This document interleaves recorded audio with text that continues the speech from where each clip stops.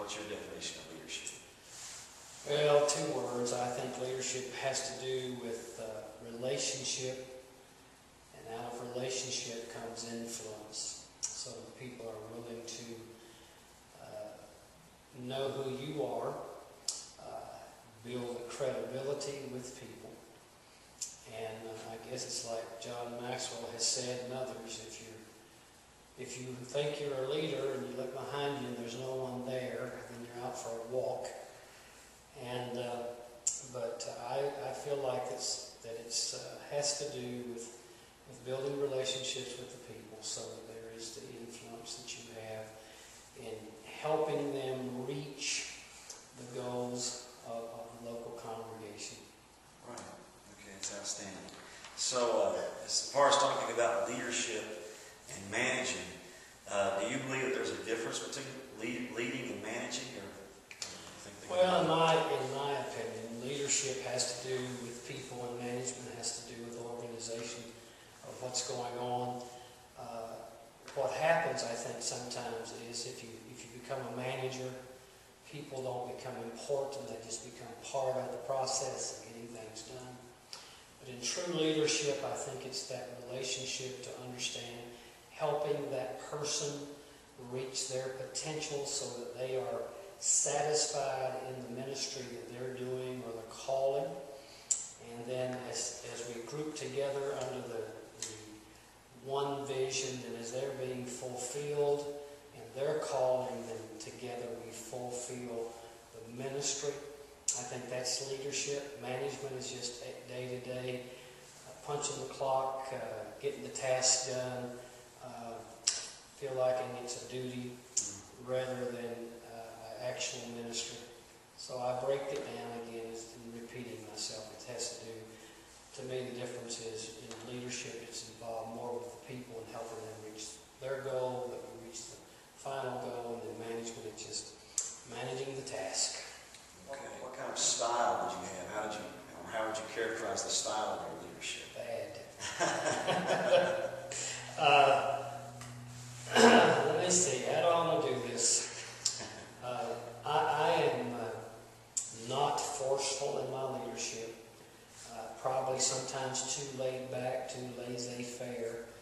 A lot of times people would ask me a question what to do, and I just turn around and say, what do you think that you should do in this case? But there are times that I had to find myself taking, I don't like the word, well, just taking control. But I was not a controlling leader. I was more like a team leader. I knew I was responsible, but I think most of the time with the work that I did, from planning churches to, of course, pastoring here at Dixie Valley those number of years, learning how to build good teams around me by getting the right people in the right place and understanding I didn't need to know everything. I just needed to know the people and do everything. Well, did you learn leadership, or has that been something that you felt that you had? No, I never did feel like I was a leader. I go back to my high school days, and I always tell folks, if you wanted to talk to me, you better want to talk to me, because I wasn't going to talk to you. But in the process of time, with God's calling on my life, and going through the 2 years of junior college and then the 3 years in the military, and finally back at Lee, of course I realized where I was going. And it has continued to be a process of learning. Even though, quote, I'm supposedly retired, I fill in a lot of churches, but I'm still reading and studying, because you're dealing with people, changing times, and so I feel like that leadership is something that you continue to learn. I just repeat this because of my style. It's building those bridges of good relationships that gives you credibility, so that when you are leading, people can depend that you are the person you say you are, and that they can believe that you're trying to lead them to what's good for them as well as for the whole organization. What do you think is the most difficult aspect of being a leader? People.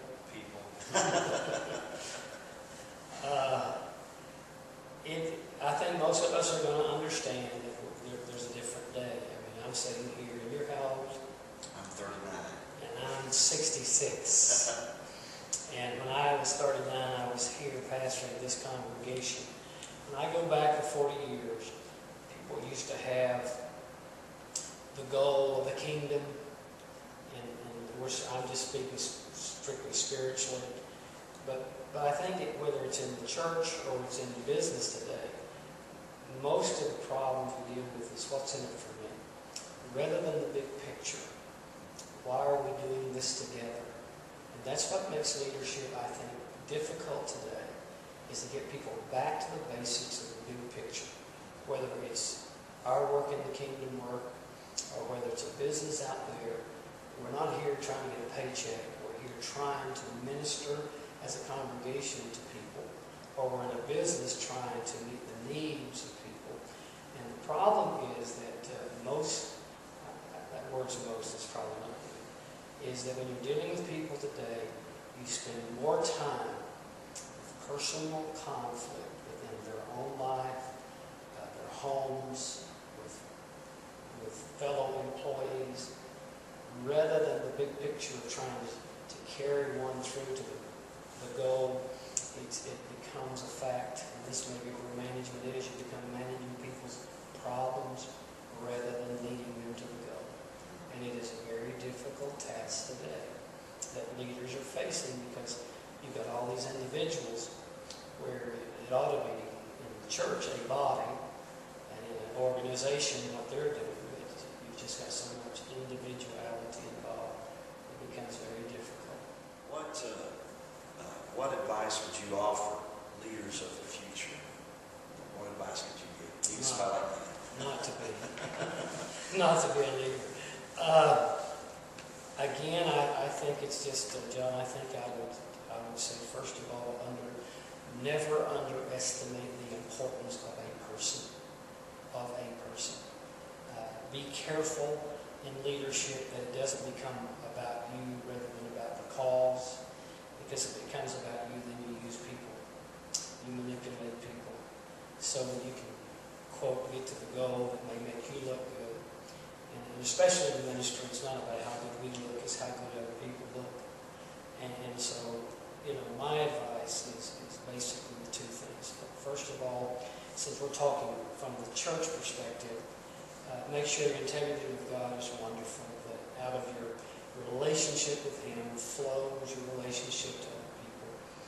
I tell folks all the time, with me and my wife have been married almost 42 years, when the vertical relationship with God, then the horizontal relationships work.